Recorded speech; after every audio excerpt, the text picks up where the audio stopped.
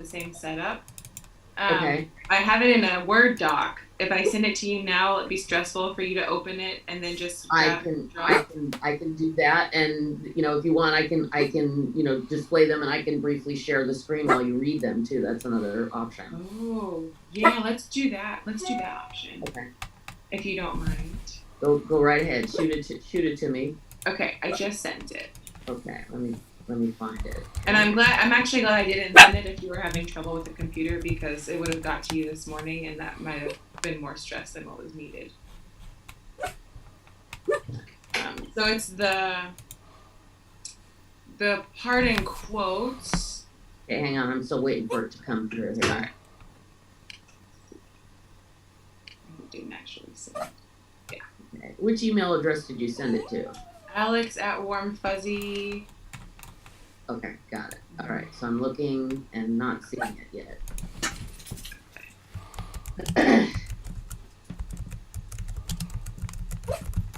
Okay, I got it. Okay, so the first one is Rabbi, you do know that your picture is next to your phone number, right? I don't care. No, I'm gonna turn that off. Subconscious mind and nourish repetition. That's one that I think folks should be able to see, and then definitely number 4 because it's long. Okay. And then I can post those in the chat, or I can share my screen, whichever you prefer. Can you do the screen share for the 4th one, and then I'll say like a little thing so that or just ask you to throw it up. I can do that. Okay, you just cue me what you want done, and I shall do. Thank you, ma'am. Okay. Should we let people in now? Yeah, I guess we can do that, and I will go ahead and start the cloud recording. Okay.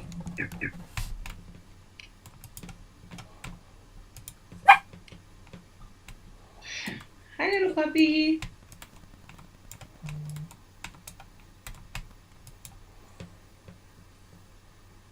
Hello, everybody. Happy Saturday. Yeah, Halloween. Ooh, the faces are rolling in. Hi. Hi. Oh, it's so good to see you. It's good to see you too. Oh, hi, Tony. Hi. I'm back. How are you all doing today? Making it. Wonderful. We're enduring. And that's it. That's it. Good word. Hi, Tony. How you doing? Hi. Why can't I see video? Hi, Terry. Are you on a phone? No, I'm on my iPad and it's totally black. Okay. Well, you have to. You got to test out the video, Amy. I did. Yeah, we see you. I can see you. It says stop video. I'm gonna leave and come back, guys. Good idea. Follow fail, reboot. Oh wait, there I go. Yay! Hey. I just had to hit gallery view. Yeah. Oh, Derek, you look so great, Derek. I love your cat. White and gray tabby. Actually, I take that back. A blue tabby. I'm in Sambro today, actually. This is what I look out and see every day. Wow, beautiful. I'm on the North Atlantic. Oh, nice. Yeah. So you're South Atlantic, I'm North Atlantic. I can't see everybody. Everybody came in so quickly, but welcome, folks, to the Saturday service. You all know I really enjoy taking deep breaths together, and I know we do a lot of breathing without thinking about it, so I'm going to invite us to take one breath together and share.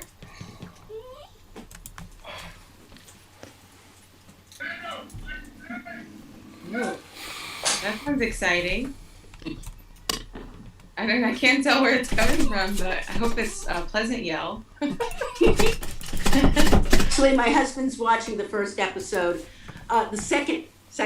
First episode, second season, again. First episode, second season, Mandalorian. Oh, right. Oh. We're going to start that this weekend, too. Little Baby Yoda. We already watched it once last night. That's funny. You went through the whole season already. No, it's just it's season 2, episode 1. Now I gotcha. So, how are folks doing? How's the week? Did you continue with the homework? I'm asking all the questions at once. Oh, I don't know who that was. Can you repeat what you said? Today is next week. Today is next week. Oh, I'm sorry, I'm talking. Oh, that's okay. Any more work on the noticing of complaining or what? What's happening? Tell me the things. Actually, I felt better since last night when my husband and I finally got out a video of Andre Rue. He's in the Netherlands, and he had this wonderful music, and I'd forgotten how fun it was, and it was like, oh, it just filled the house, and we just both felt so much better. Lovely. Anybody else? How you living this week? I'm in Canada, so I'm living a lot better than you guys. True. Wish we could join you. So do I, guys. Anytime. However, you wouldn't like the snow, so. I wouldn't like the snow, but it's better than what we have here. I will take snow. The snow is a very fair exchange. I agree. No, it's not so much the snow, it's the freezing rain. Ooh. I even take freezing rain. That's I think the best part. Freezing rain? You masochist, you. I think the big Consider my alternatives, Lee. Yeah, well, Hello? there is Hello. that. I call snow the polar S word. Yeah, that's what I started doing. The other S word. Do we have? I Give think the everybody big out of challenge the- to the no complain challenge is going to be to get through this week's Tuesday and Wednesday without complaining. Yeah, maybe even a little bit longer. Well, you know what? Sorry, Tony Ann, go ahead. No, I just was saying that maybe I'm expecting to have to work on that beyond Wednesday. Oh, Oh, absolutely. yeah. Either way, yeah. In yesterday's Times, they had all the op editors write down their predictions for November 4th, and not one of them was optimistic. Well, then that makes times like this one, like right now, in this space, all the more special and important because we know when we leave and turn away from one another, there's a whole different set of things happening. I'm a little conscious of the time, so I want to read a quick note from Rabbi, if it's okay with you all, while folks are still trickling in. So Rabbi wants me to read aloud these statements of thanks. And of course he would do this. This is awkward. He says, that's not what he said. I'm starting over. Rewind, start over. Rabbi wants me to read aloud these statements of thanks. I thank you, Tony, for giving me a week off of running the service once a month. This is the last Saturday of the month, and it's yours. Have fun. Folk are always blessed by your presence. I thank you, Joe, for keeping the chat room a safe space. I thank you, Alex, for helping to spotlight videos and all the other little technical things you do to make the running of the service seem smooth. I thank you who have shown up today. At high school, it was out for a day. I always got good notes back from the substitutes that my classes were respectful. I explained to them that one reflection of how much a group like their teacher is evidenced by how they behave when the teacher isn't there. In the same way, I thank all of you for being nice to my dearest substitute, Tony Reynolds. Signed, Rabbi. So Rabbi thanks all of us. We thank you, Rabbi, for designing this space. You know that we're also recording, in case you didn't know that. So he'll see and know. Can we say thank you, Rabbi? Thank you, Thank you, Rabbi. Rabbi. Thank you, Rabbi. Thank you, Rabbi. Enjoy your week off. So I want to just be real honest. Well, I mean, I always want to be honest, but especially when it comes to things like this. So I spent the last couple of weeks thinking about what we would share, what we would do here, and I found that it was very difficult to think of like what was important. And then a friend sent me this podcast. I have a list of things that I'm referencing, so you all can follow them and find them when we're done if you'd like. But a friend sent me this podcast. It's called Finding Our Way, and the host is named Prentice Hemphill. And it was an interview with this Black queer feminist author named Alexis Pauline Gumbs. And she was talking in it about a lot of really beautiful and wonderful things that were it was so rich. But one of the things that she said in the interview was that her and her partner have been studying science together. And her partner was just kind of nerding out with her about how a cell in our body and in plants and anything that's alive, cells can't defend themselves and grow at the same time. They can only do one or the other. And so she was trying to draw a parallel with that fact and think about what that means for us as humans. If we're in defense mode, what does it mean about our ability to grow? And I realized that the last couple weeks, I'm in this new job, I'm in a new place, we're all in a new place with what's happening, that I've just been feeling very defensive without even really knowing it. And so this week I entered into things knowing that I was on the defense. I was trying to protect myself from certain dynamics at work and just trying to get myself set so that I wasn't swayed by every little thing that happens.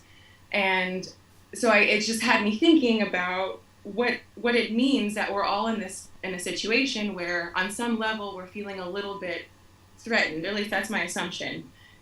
That's my assumption based on how people are talking about the elections, the ads that are popping up on my YouTube channel. You know, everybody seems to be worried and afraid and interested in defending something that's important to them. And so I wonder what that means is at stake. If this could be a moment of growth instead of a moment of defense, what else becomes possible? And so I'm trying to make it all relevant to the work that we do together here as we nourish each other. And I've been thinking about repetition and how when you have a repeated threat, you create a trauma brain, basically. And so even when you're not safe, your body thinks that, even when you are safe, your body thinks you're not safe, which is part of Rabbi's thing, are you safe right now? Trying to make it all relevant to the work that we do together here. Is that what I sound like? Oh my gosh. I'm so sorry. No, That's an annoying voice. That's not how you sound. no, that's not how you sound. No, your voice. You got to hear yourself on an echo. That's And hilarious. that's not how you sound. No, It's just bad feedback. You all should not be here if that's what I sound like. don't sound like that. Okay, thanks for the affirmation. So anyway, I'm thinking about repetition, thinking about what Rabbi does. I'm thinking about how he has you all practice meditation every Saturday. And so that's sort of the messy jumble of what I would like for us to think about today. And so I wondered too, just to kind of focus on the repetition side, if there are any teachers in the house. I know I don't know anybody. Yeah, Betsy, are you raising your hand? Well, I'm a piano teacher. Okay. I'm yeah, one-on-one. Talk to us about how you notice the importance of repetition when you're teaching people the piano. Like, how does it matter? How does it not matter? What's it help or hurt or anything?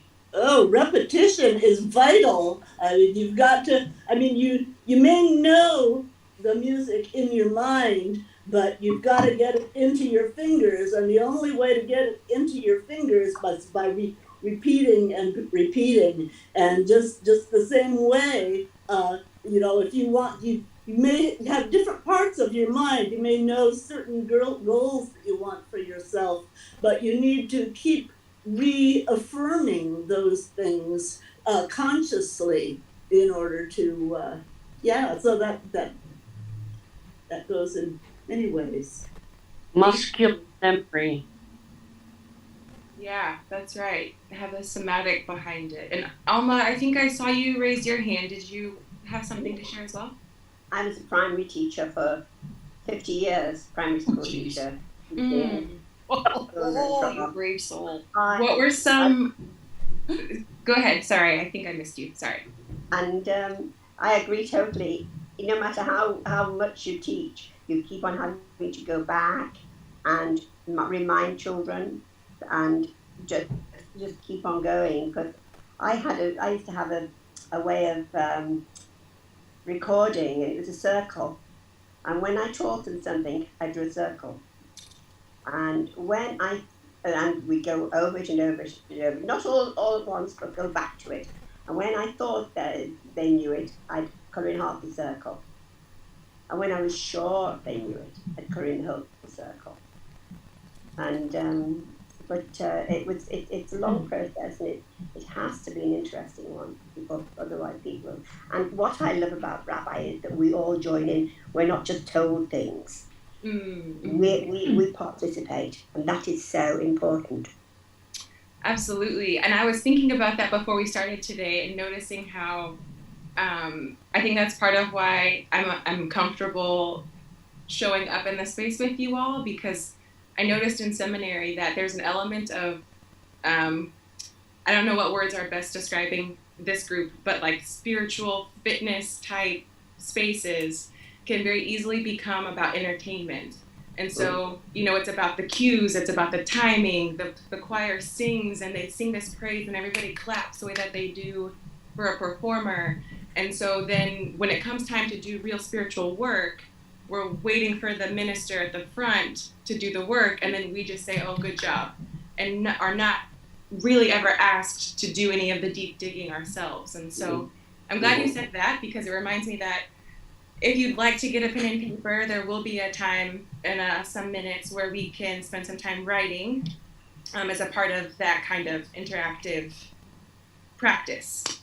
So I wanted to share a quote. I'm going to take a deep breath if you want to take one with me.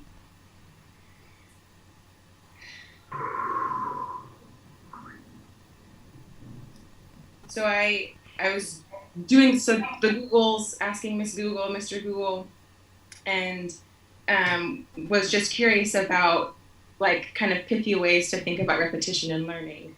And then I found this really deep one, which is important to me because I mentioned before that I love dream work, and all of that is very like subconscious, unconscious mind. And so Google told me that repetition is a key learning aid because it helps transition a skill from the conscious mind to the subconscious mind. And in that way, it starts to become reflex.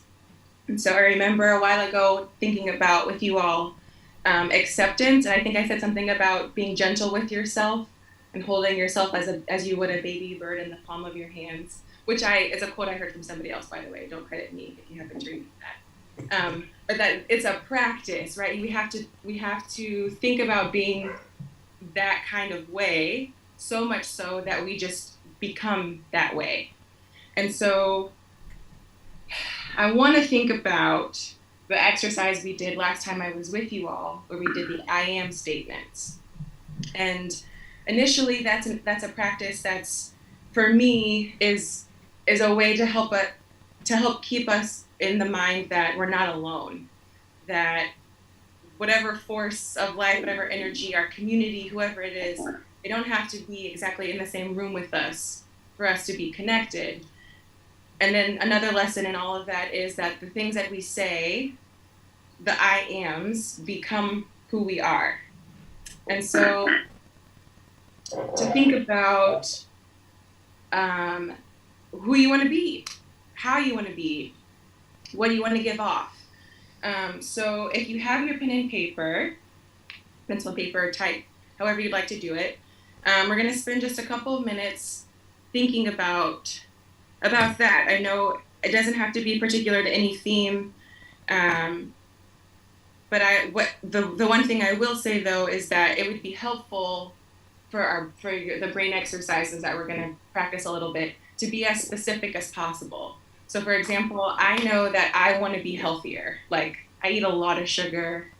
I watch a lot of things I shouldn't watch. Like we just been binge watching the Great American Baking Show, and all they do is bake sweets.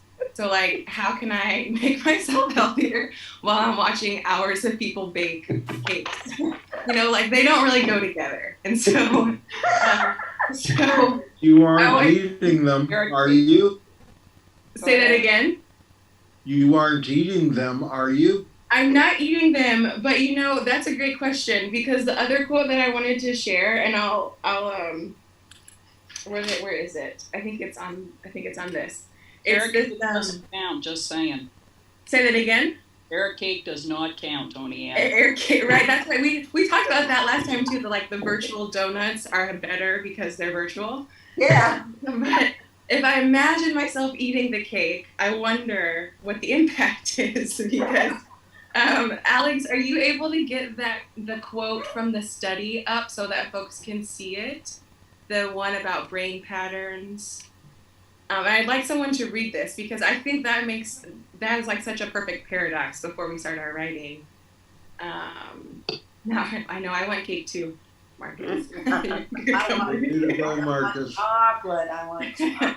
Sorry to do that to you. That's okay. Would anybody like to read this? So underneath number 4, thank you, Alex, for throwing that up. There's a quote there. Carol, would you read that for us, please? A study looking at brain patterns in weightlifters found that the patterns activated when a weightlifter lifted hundreds of pounds were similarly activated when they only imagined lifting. In some cases, research has revealed that mental practices are almost as effective as true physical practice. For instance, in his study on everyday people, Wang Yui, an exercise psychologist from Cleveland Clinic Foundation in Ohio, compared results of those who did physical exercises to the results of those who carried out virtual workouts in their heads. In the physical exercise group, finger abduction strength increased by 53%. In the group that did mental contractions, their finger abduction strength increased by 35%. However, the greatest gain, 40%, was not achieved until 4 weeks after the training had ended. This demonstrates the mind's incredible power over the body and its muscles. Wow. Cool. Thank you, Carol. I know, it's amazing. Everybody, I see lots of dropped jaws. I did the same thing, especially because I was an athlete. And hi, Betsy Ann, do you want to say something? I do. Moshe Feldenkrais has been working this way for decades. I mean, he passed away, but his work is really about doing a physical movement into non-pain. And then if it hurts to go the other way, you just work with a visualization of moving it. And it changes that pain pattern and threat and injury. You know, it's really outstanding. I refer people to that kind of work who are afraid to move because of pain. Yeah. It's Betsy, outstanding. could you type his name in the chat so folks can do some searching if they'd like? Thank you for mentioning that. Yeah, that's beautiful. And so part of where we're going with this, all of this, if you can't tell already, is that it's as important as oh goodness, was it Betsy Weston, the piano teacher? As Betsy mentioned, it's important to have the practice in your finger muscles for piano. And also we're seeing from what Betsy Ann shared, and also from what science is saying, that it's as important to have your mind behind the actions as it is to just have it in your body. And so I'm curious about what that means for material things. Okay. Feldenkrais. Feldenkrais. For your presence of compassion, for your not complaining, or whatever it may be. If we visualize ourselves in these moments doing things the way that we want to do them in their optimal way, what kind of people do we turn into? What kind of communities do we start to build? And so the exercise with the writing is going to happen now. Are there other things to share? Sorry, I want to make space for.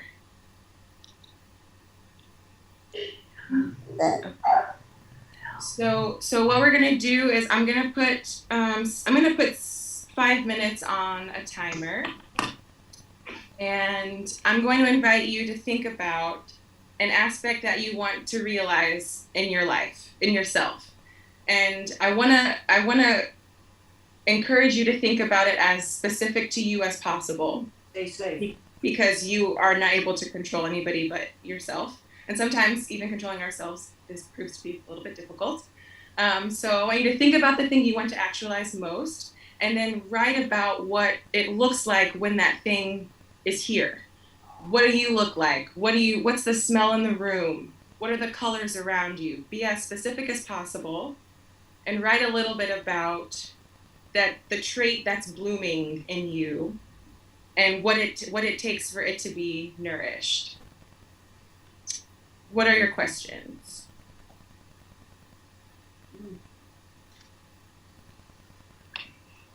Okay, I'm going to start the timer. You'll hear the ding, and then we'll meet back up.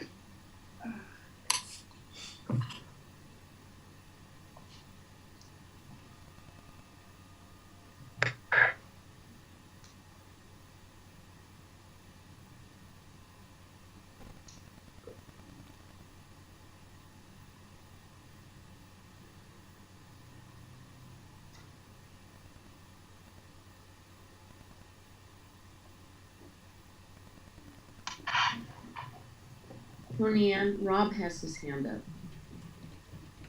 Please, Rob. I have no idea what you're talking about. Sure, no problem. Okay, so I'll give you an example of how I'm thinking of it with the fit example that I gave. So I'm going to write about what it's like when I'm fit, what I'm eating, what I look like, how much do I weigh when I'm at my fittest, what kinds of groceries do I buy at the store when I'm at my fittest, what kind of recipes am I searching when I'm at my fittest. So I'm trying to build the room around my fit self so that I can visualize myself inside of that room. Is that any clearer? Yes, I just have to figure out, because I don't want to be fit. I want to be something else. Sure. I don't know what it is. I see. So then I wonder if we could go back in time a little bit to maybe one of the times that Rabbi was going through some of the, I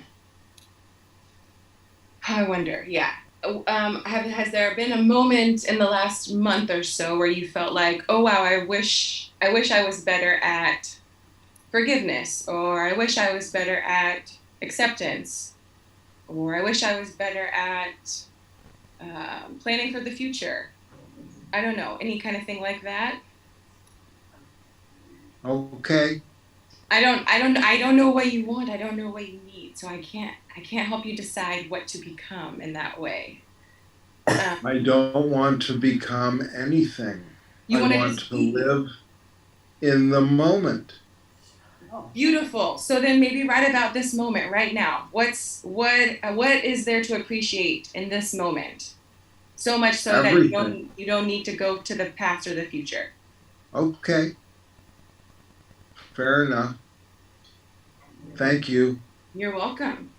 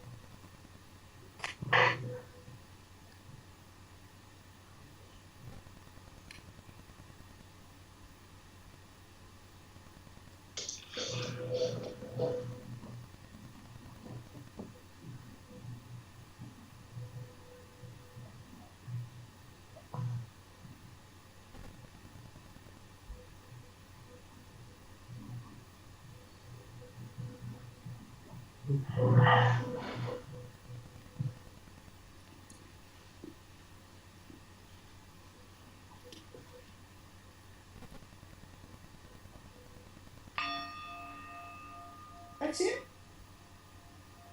Slowly invite yourself back.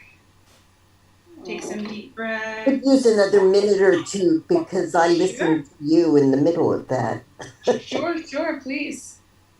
We'll take an extra minute, no worries.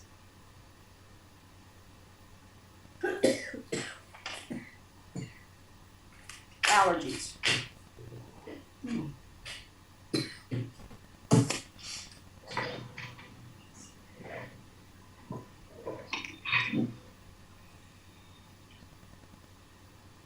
Okay. I wanna ask folks a question because this is my first time trying this, so I don't obviously. And Rob, thank you also for asking that question because I've never tried it out loud. I just try it in my own brain, and things are always different outside than they are in your mind. Thank you. No, that was great. My pleasure.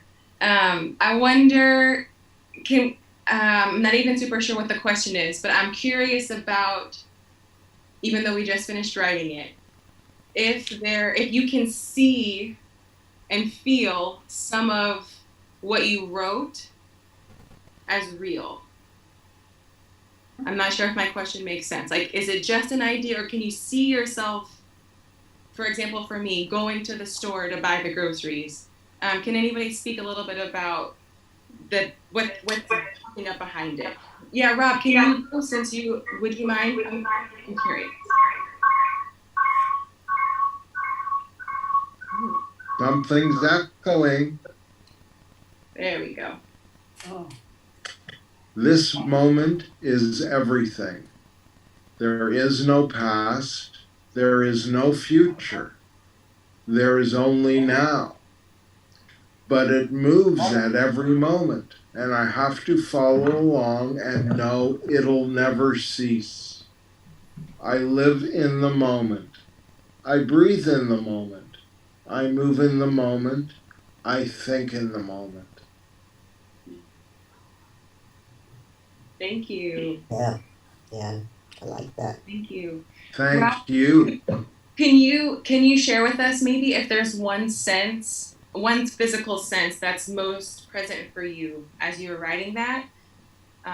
Like, is there a smell that's popping up? Is it a feeling in your body? Is there some sort of body? It's more a feeling in my body that I am together. I can feel all of myself, and it was like it was all just flowing into those words. My whole body. Mm-hmm. Thank you. I saw a couple other folks pop up. Rita, would you mind sharing? Yeah, I heard it differently. I'm not sure. All right. What do I want to work on myself? I think that's what the goal is. I'd like to feel more physically fit. I love the thought that I can work on that on my mind because because I do not exercise much, especially with the pandemic and being here at home alone. I visualize myself dancing here in my home, in my office space. I will be playing swing music, Beatles, show tunes, dancing with joy, prancing around the room. And that's where it ended. But Beautiful. Beautiful.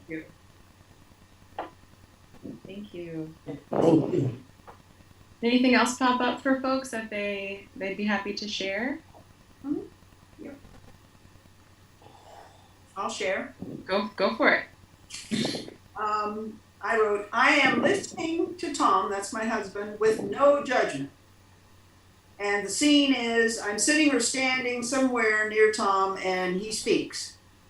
I turn if necessary so I can see his face. I stop doing and thinking, whatever I was doing and thinking, and focus on his face. Maybe I jot down something before I do all that because I want to get back to it and I don't want to forget it, but probably not. Nothing's that important. I take a deep breath and relax my face and body. That's all the further I got. But I'm so scattered these days. I have no patience for anything, and it all comes out on him. You know, I'm just really scared and really impatient and really angry and anyway, so this is good. I think I might be able to actually do this. Just stop, breathe, and focus on him and his face. I don't look at him when I'm talking to him. I'm just talking to him like, go do this, go do that. So for you, it's about seeing him as you're speaking to him and allowing that to change what you're saying and how you're saying it. Is that what I'm hearing? Trying to be fully present to him instead of in my head doing my thing and trying to control him. Gotcha.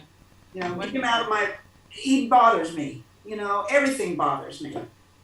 My own thoughts bother me. So I'm really, you know, at my wit's end with all this stuff going on. Mm-hmm.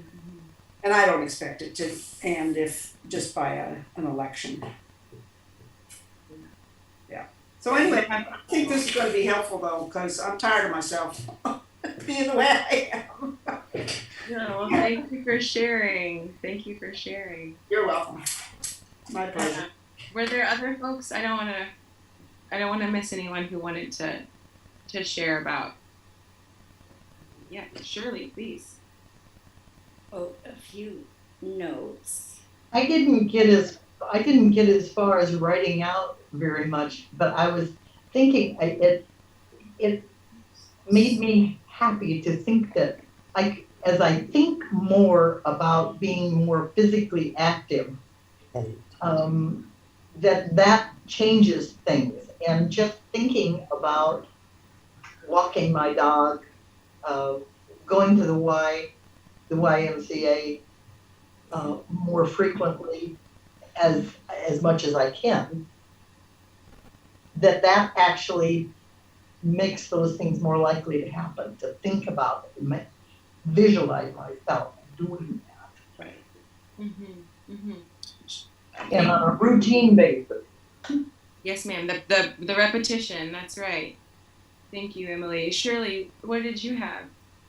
I came in late, but I wrote, I wish I would be more organized. I wish I would spend more time writing. And I wish I would strengthen my muscles more. And I wish to listen better. Thank you. That's what I got. So just a quick thing. I have you all on gallery view, so I can only see half of you at a time. So if you are raising your hand and I'm not seeing you, please hop in and we will take group care into Yeah, I got something to say. Sure, please.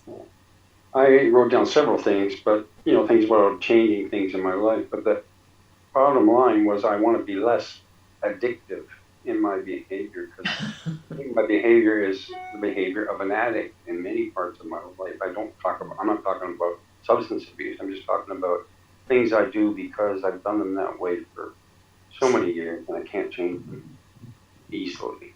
So I want to work on that. Thank you. Thank you.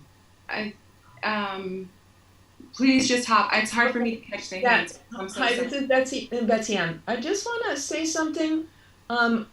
Something that I heard you say, Tony, and how I interpreted it and did this exercise. I wrote stuff in the present as of I am sharing. I am, as opposed to which is different than I wish for. Sure. Not actively envisioning it and bringing it into your actual presentness. Sure, absolutely. Thank you. Yeah. Is there more to say behind that? Well, no, I don't really need to say stuff, but Sure. I have noticed that, and for me, it feels really different for me wishing for something and just trying to embody it and say I am, and then it gives me an idea of what that first little baby step can be. That's right. Thank you. That's powerful. That's powerful. And the other, I'm trying to like dabble in rabbi style and also find my own. So I have another quote, and I don't have to set up, so I can't throw them up in that really cool way that he does. But the other one, Betsy, and what you're saying, the other one reminds me of this, and this is accredited to what's his name, Earl Nightingale, who I think was on like the first wave of motivational speakers in like the 40s, 50s, 60s. And he said, whatever we plant in our subconscious mind and nourish with repetition and emotion will one day become a reality. And so I think, Betsy, and what you're saying is, I read in preparing for this too, somebody saying about how Muhammad Ali became the greatest boxer in part because he had a mental practice. And part of that practice was him saying the most affirming phrase ever, which is, I am the greatest. And so this guy, we thought he was, well, people thought what they thought, but he walked around saying, I'm the greatest, I'm the world's greatest, I'm the world's greatest. And that's something that's hard for me to say. Like, I teared up reading Rabbi saying thank you. I mean, like I've got some ways to go, but there is a difference. But there's power and a feeling behind saying I am a certain way, and oh God, I hope I can be a certain way or a certain type of person. And so thank you for calling our attention to that. And I'd like to invite you all to play with that a little bit. Maybe that can be a little bit of a homework assignment this week, is to pay attention to when you say I am, and pay attention to how you feel by the time you finish the sentence. Okay. What are your I ams, and how do they make you feel generally? Okay. Tony, when I was doing this, I started out by writing, I want to feel secure. And then as I started writing down all the things to get there, I ended up going back to the beginning and crossing out feel and writing, I want to be secure. Ooh. And so you had an intuitive draw to do that. Yeah. Yeah. How can you talk about what felt different as you did it, or? Well, as I got deeper into what I needed to do, it ended up being that, being in the now, not being afraid of the future, not projecting from the past. And it brought me into right now. I need to be grounded in the present. And that's when I went back up and crossed out feel and changed it to be. Thank you. Another idea might be I am in the process of. Everybody like that one? Yes. Can you say more, Bob? Why in process, and why not already there? Well, if I say I want to, it means to me that it's something that is not happening now. If I say I should, it means that it's coming from the outside of me that I should be doing something. But if I say that I'm in the process of doing something, that means that I'm taking the steps to accomplish the end objective. Bob, when you say the word should, when you said that word, I should, it immediately gave me a feeling of I'm bad. So Right. And part of that comes from, I don't know how long ago, but that it is a concept that we all have parent, child, and adult identities within ourselves.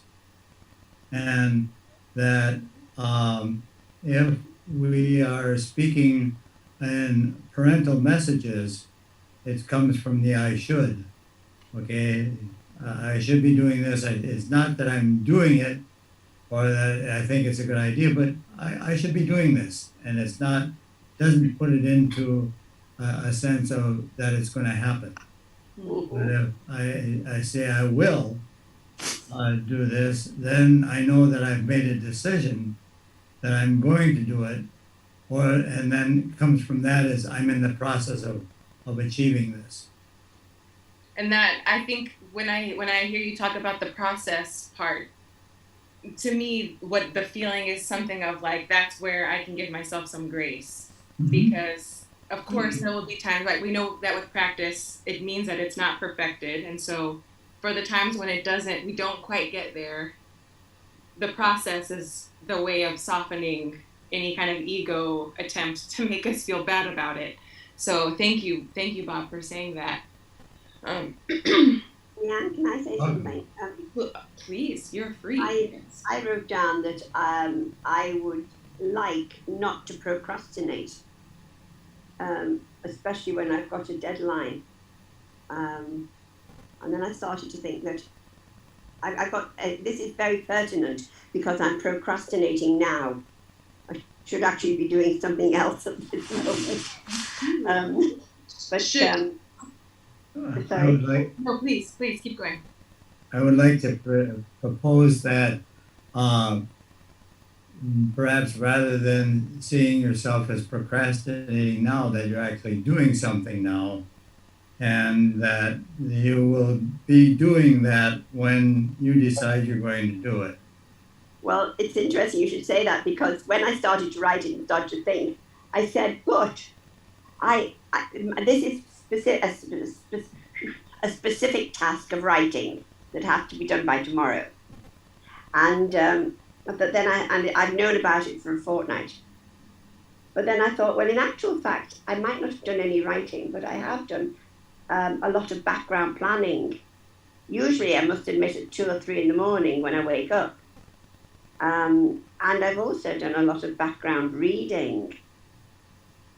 And I'm wondering if I'm the kind of person that has to have a deadline.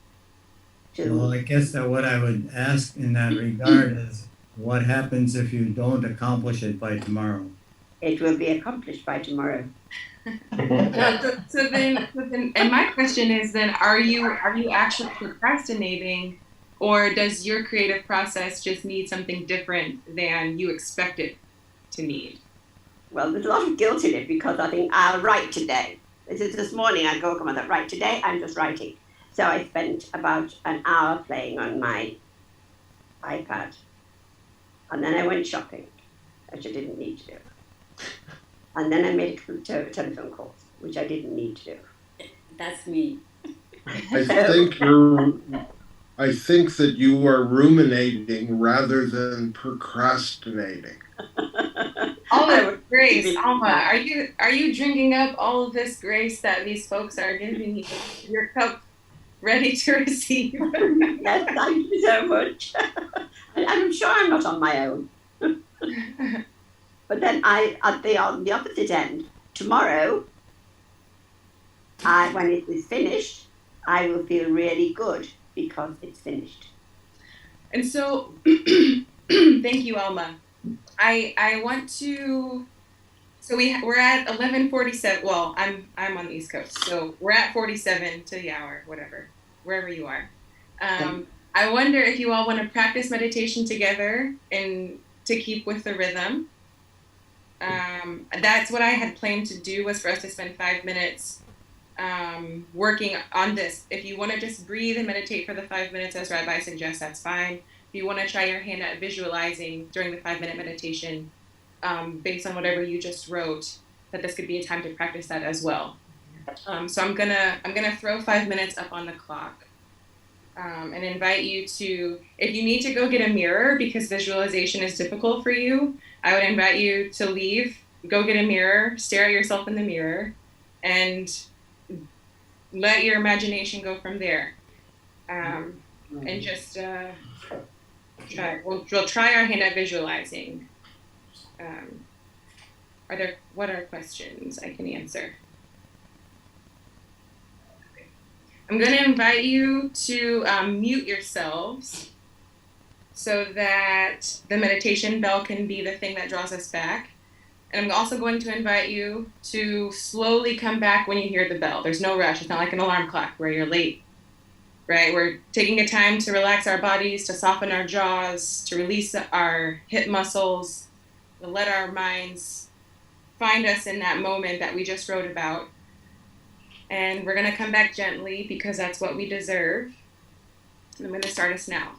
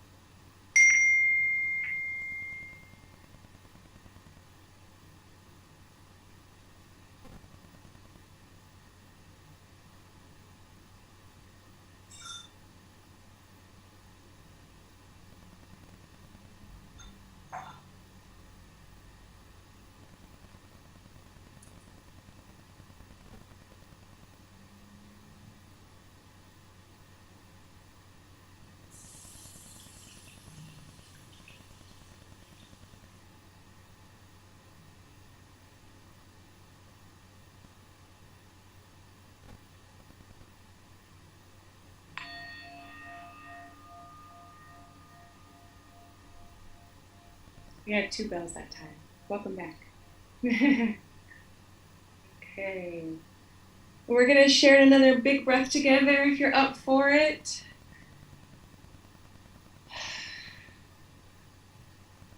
And truly, I'm a little more woo-woo than Rabbi Brian is, if you haven't been able to tell already, but it's who I am. So, which is just to say, I think there's a lot of power in us having a concentrated mass of people focusing on something like this for the benefit of ourselves, for the benefit of people who we are in community with, for this particular group of people. So thank you for lending your attention to all of us and to yourselves.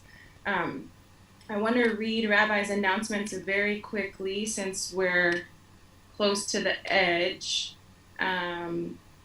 So just a reminder that the same link that brought you here to today's Saturday service can be used to join Rabbi in a smaller, less structured setting on Tuesdays, 11 a.m. Pacific Standard Time. If you don't already get the 77% weekly newsletter, you can sign up for it for free at rotb.org. Join Rabbi Brian every day on his Facebook page for live meditation, hashtag JFST. All are welcome, and maybe someone in the group can attest to it. After the service today, you're all welcome to hang around for virtual donuts. Again, guilt-free pastries. We tried an experiment with set clubhouses that didn't work so well, so hang around and see what happens today. Note to the regulars from Rabbi. He says, quote, "I know you all are excited to catch up, but please interact with the newcomers," end quote. Stuff, ROTB merchandise helps Rabbi Brian run Religion Outside the Box. Pay attention to the capitalized R and B. Oh, I'm going to send you this link. Just kidding. Sorry. I did read these before, but you'd never know that by how it's going so far. Okay, there's the link to his Etsy. You can buy things like the DIY kosher kit and the pandemic coloring book on the link I just sent in the chat. Donations are welcome. Thank you to those who already give. This ministry, listen to me. See, it goes deep. I'm sorry, y'all. The Christian in me is still alive. Donations are welcome. Religion Outside the Box is able to offer so many creative programs because people like you sponsor these programs. If you aren't a monthly donor, please consider giving at this coming link. It's the same one, rotb.org/support. Oh, thank you, Alex. Dang, Alex, you're so good. Thank you. Those are all of the announcements. A couple minutes left. I'm not sure how, Alex, are you running the virtual donuts? Okay, beautiful. So if you do have the time to hang around, Alex is gonna sort things out. Thank you for doing that. Just a reminder, if you feel like having some homework this week, pay attention to your I ams and the way you feel. And if you have a little notepad that you can carry around, maybe even write down as many I ams as you hear coming out of your mouth. And then at the end of the week or end of the day, whatever, you could see what you are and what you want to be. What questions do you have? Okay. Anything else that's pressing that needs to be shared? I know that I got a question. Please. This is for you, Tony, and it's just a personal question. I heard you mention seminary a few times. Are you currently in seminary, or are you out, or what? No, sir. I finished seminary. I finished my Master's of Divinity in 2014, and then I got another Master's in Social Ethics that I finished in 2016. So I've been done with the formal education and trying to figure out how to make sense of a very expensive Master's. Well, thank you for participating with us here. It's been very beneficial. Oh, I'm so glad. It's really my happiness to be with you all, and I'm excited to see you all next week and hear what you've become. So take good care of yourselves. Drink lots of water this week. Emotions are all over the place. Water is your friend. Water's your friend. Yes. Take good care, and we will see you all next time. I'm gonna sign off. Thanks, Tony. Thank you. Very welcome. Thank you, Tony. Welcome. Bye-bye. Take care, everybody. Thank Bye. you, Tony. Bye, Tony. Bye. I- Bye.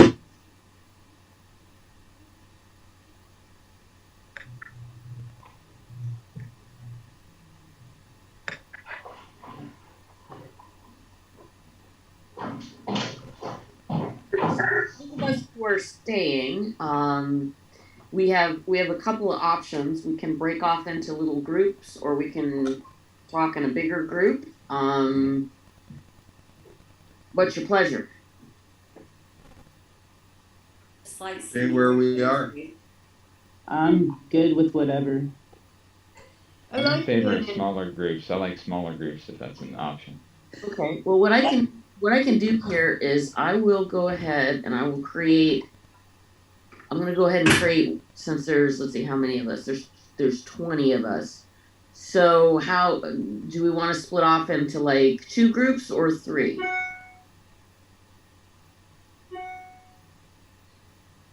I think 3. All right. That's to see everybody at the same time. Okay, so what I'm going to do here is I'm going to go ahead and create 2 breakout rooms. So I will create those and I will open the room, and some of you can stay here and some of you can go into groups 1 and group, and some can stay here. So I've opened it up so that it divided everybody randomly. So some of you can just choose to stay here if you like. I'm just gonna stay. Cool. Okay. But I'm not staying for long. Hi, stayers. I'm gonna stay. Okay. Well, there it is.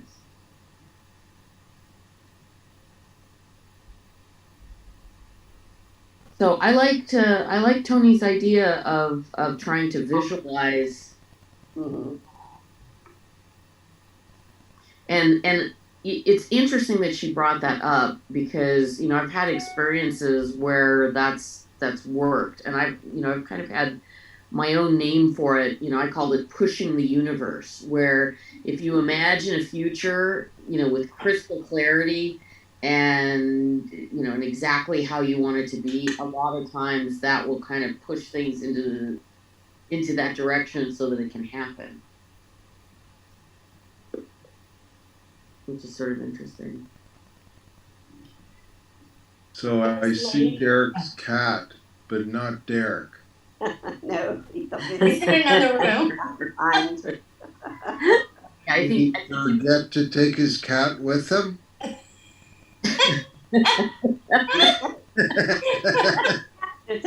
He left his cat though, the cat can keep an eye on us. Okay. We have 2 other people. Eileen. Yes, I'm here. Hello. It's Halloween. I didn't want to scare you, so sorry. I joined a little late. When you were talking about pushing the universe, Alex, people call that manifestation, right? Like you just make it happen. Pushing the universe. I've had it happen several times where it actually worked remarkably well, and kind of surprising for me. And when Tony today was talking about the I am statements, and I've been watching how I phrase things, how I say things, and then trying to help others do the same. I have a friend who's younger than me. She's a grandmother, and we were together, and she's saying, I'm dying to see my grandson. So I go, I think you need to say that. You really need to say that in a different way. I cherish my grandson. Looking forward to seeing him. I said, but I wouldn't say I'm dying to see my grandson. Just that kind of wording. I just think it's better if we say it better. Well, I think that especially in the context of COVID, saying I'm dying to do X kind of on a very sinister, creepy. Yeah. That's how it affected me. I'm like, I gotta say something. Stupid internet out here. Hi. We can see you. Oh yeah. Rural Nova Scotia doesn't necessarily have the greatest internet sometimes. You were not the first person from Canada that I have heard complaints about that. Well, the thing is that the federal government has actually kicked in quite a bit of money towards infrastructure, especially for rural areas. Not so much in Atlantic Canada as out west, and especially up north, where it's really crucial with a lot of the indigenous reserves and that. But it can, I mean, there are still pockets in Nova Scotia where you can't get internet, period. Like, it's a total dead zone.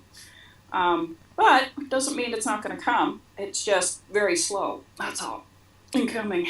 But here we're only about half an hour outside of Halifax, the capital city. So it's not too bad. But when it kicks, when it dies, it dies. It's just so irritating. Yeah, I'm in southern Ontario. It's just fine.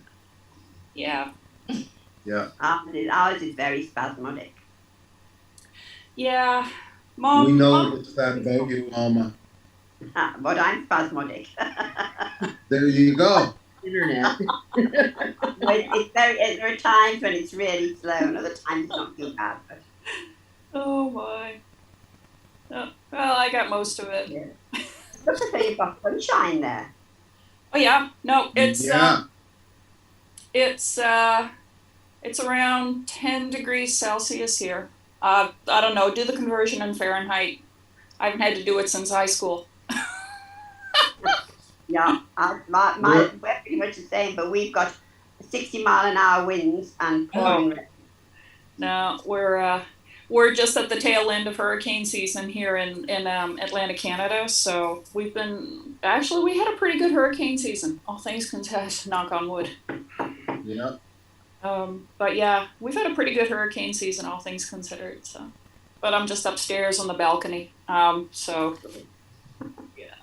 Oh wow! Oh, beautiful! Oh my god! That's fantastic. Yeah, I know. I grew up here. Wow. My degree is actually in marine biology because I spent most of my time down on the shore. So I was constantly looking for some creatures all the time. My mom will tell you how many things I would bring up to the deck and just try to keep them living up here as opposed to where they could be in the water. And yeah, so my degree is marine biology. You would love it where I am then. Yeah. So for those that don't speak Celsius, it is 50 degrees. Oh, see, there you go. It's warm enough. Thank you. I can come out here with a long sleeve shirt and my yoga pants on, and just fine. Yeah, it's gorgeous here. I'm lucky. That's great. But my mom's very sick. Okay. Docs aren't quite sure what it is at this point in time, but she's got a host of other illnesses going on. So I'm moving down to Sambro. My 17-year-old is thrilled because he has the apartment to himself, and I said, if I hear about any parties, I'm gonna. But and you're not invited. Yeah. Oh, one of that. I'm the other one with the key. Well, I invite myself. What I'm saying is that if he has any parties without you, then he's in trouble. Oh, well, yes. Definitely. It's so nice after school because I still work from home because of COVID. Right. It is a blessing because my son will bring his friends in after school. He can only bring about 3 or 4 because he knows I need to focus. Right. But it's so lovely hearing the kids, and they'll go in the kitchen and they'll make weird concoctions and then they'll watch weird anime and play some strange music. Although the other day, one of the kids, I think he was poking at me and making fun of me, but he started playing Air Supply. So you guys can hear, yeah, there you go. I was saying, why don't you guys play some half decent music for a change? And the little bugger, Air Supply's greatest hits. I was like, that's awesome. So wrong. Oh my God, I couldn't stop laughing. And I was in a meeting too. That was part of the problem. Here I am in a video conference with people from Africa and just, I can hear them all out of love. And I couldn't, I had to start laughing. I had it on mute and the guys are like, your shoulders are shaking. Are you okay? And I said, son and his friends are playing probably the tackiest music possible, and they went, "Oh, disco!" I'm like, "Yeah, close." Yeah. Well, you survived it, so. Cool.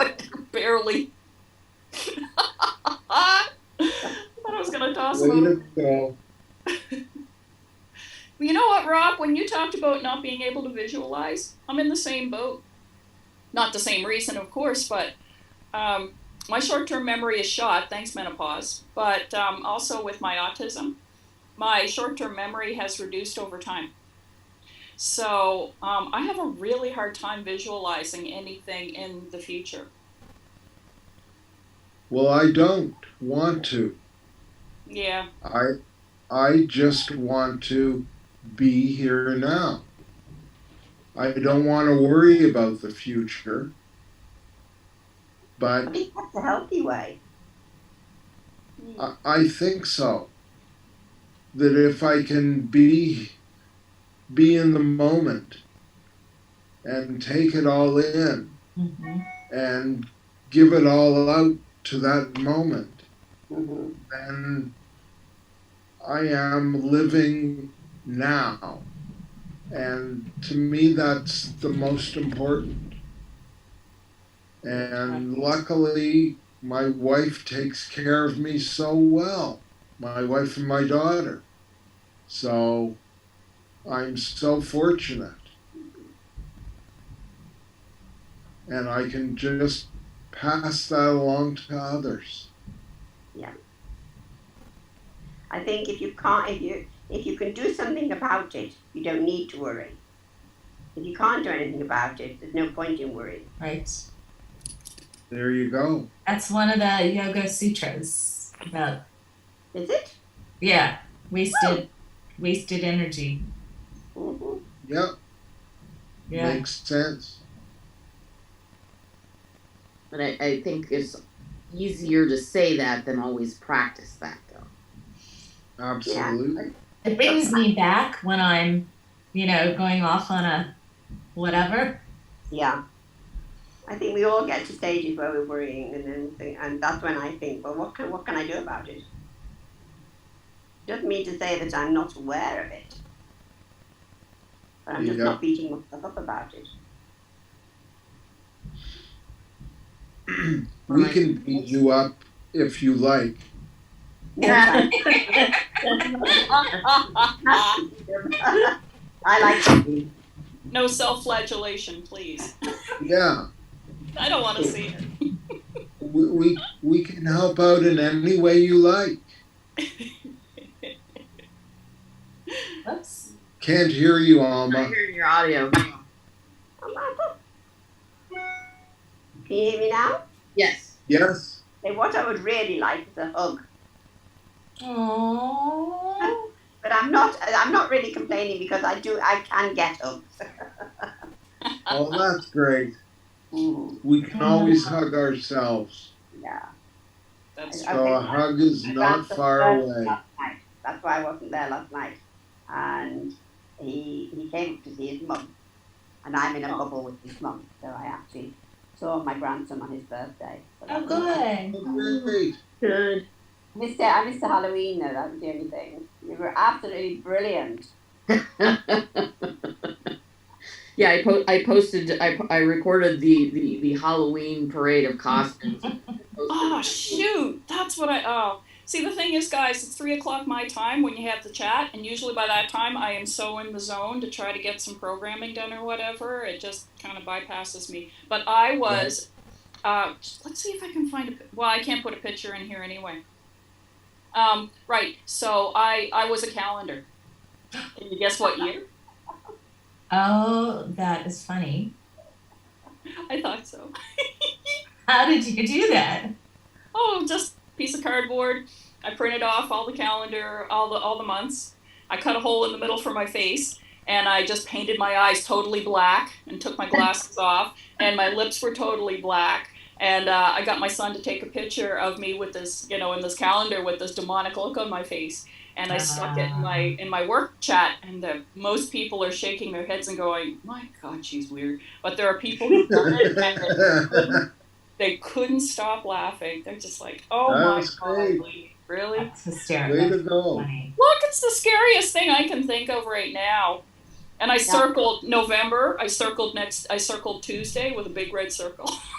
Ooh. Well, Mercury in retrograde is over next Tuesday.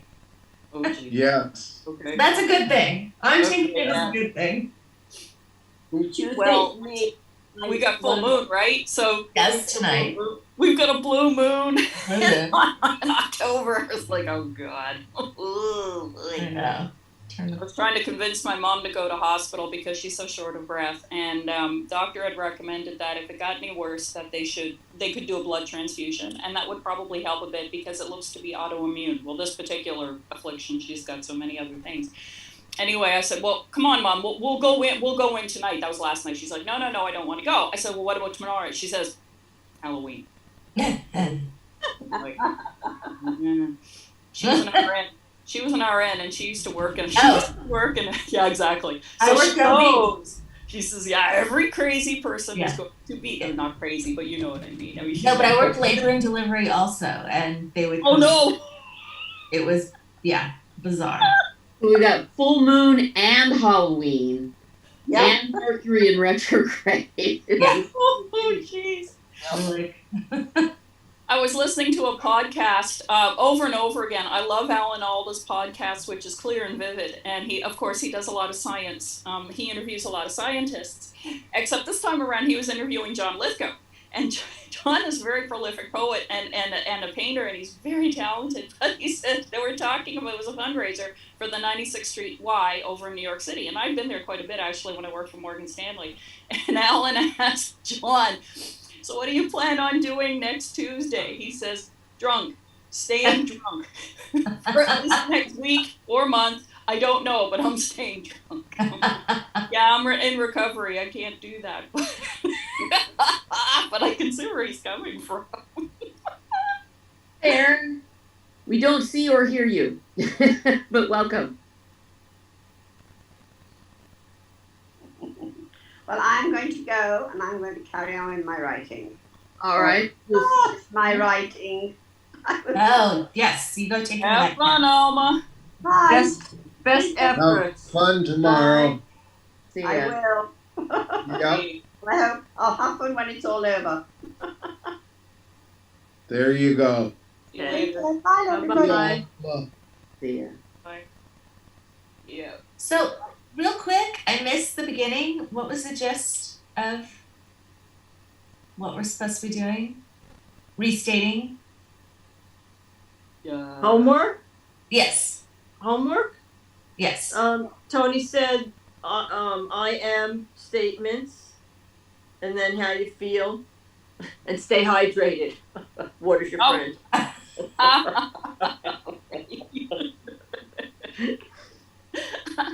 So I am versus what?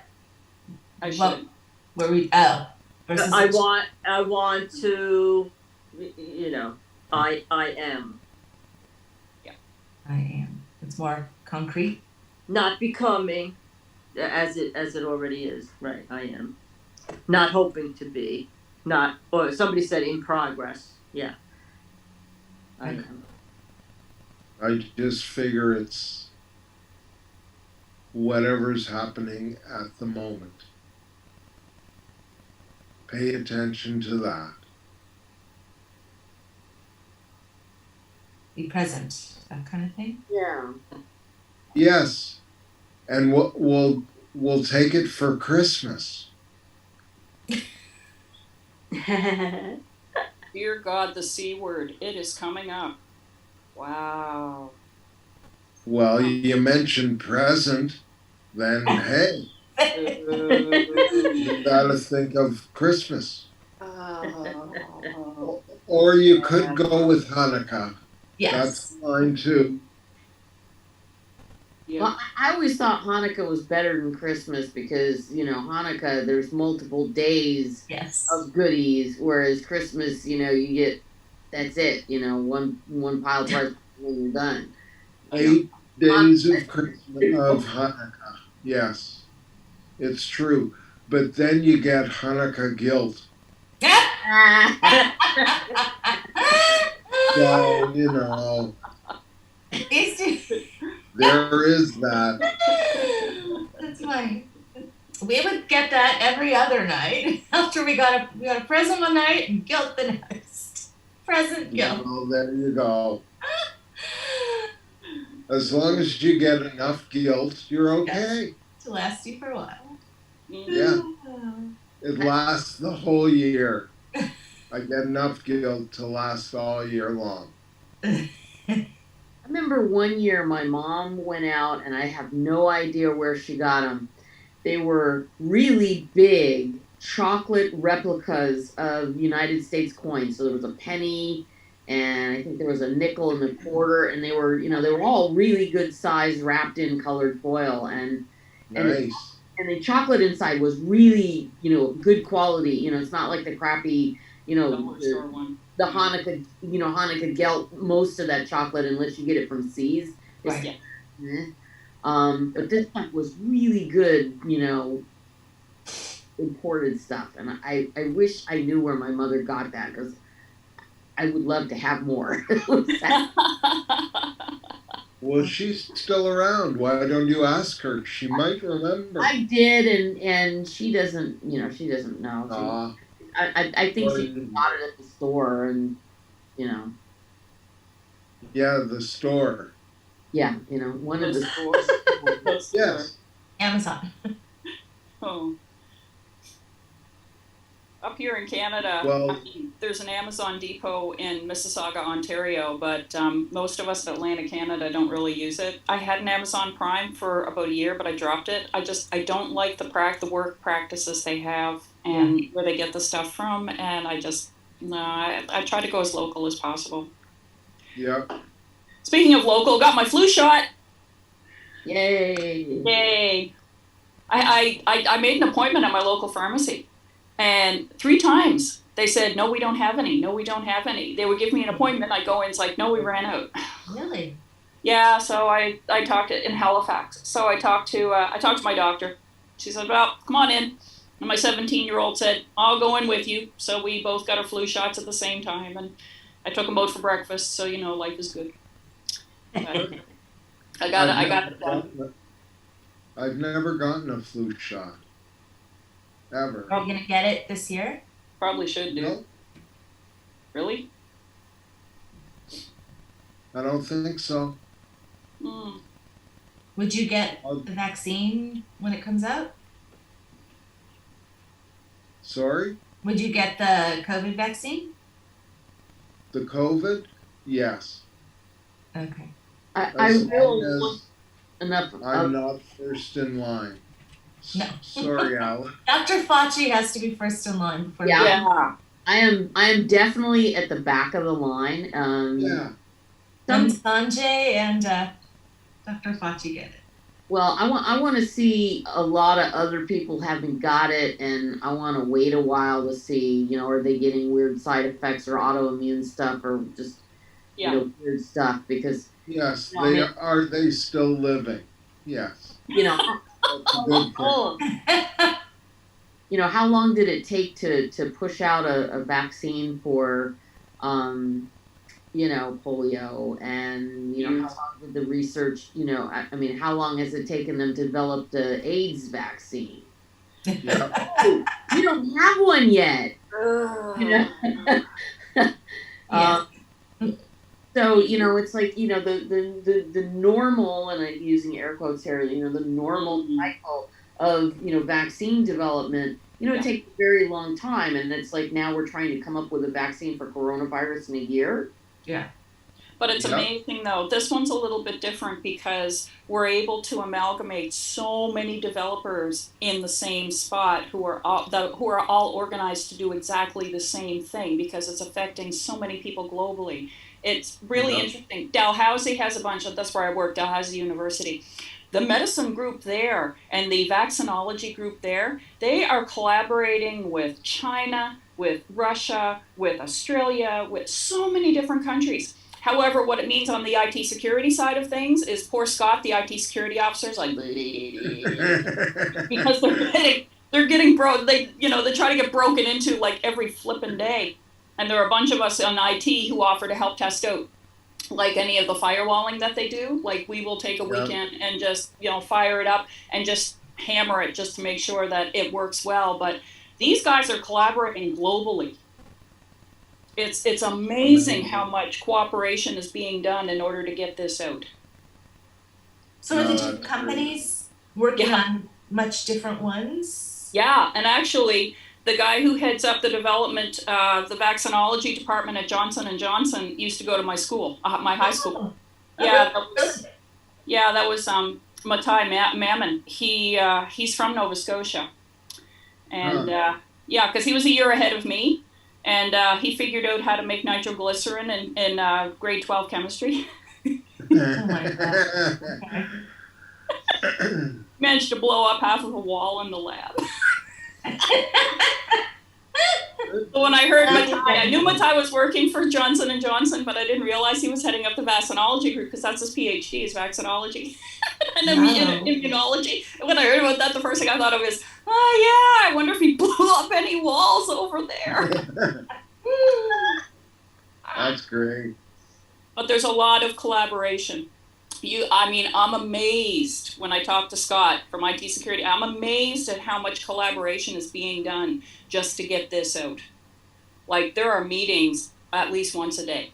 Yeah. Like globally, even with China, where they can't really understand English, although some of them do. But they have interpreters right there just so that everybody is almost on the same page.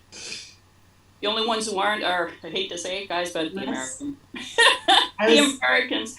Some American companies are very guarded about the research they're doing. They're not sharing nearly as much as the rest of the world, which is a shame. Yeah.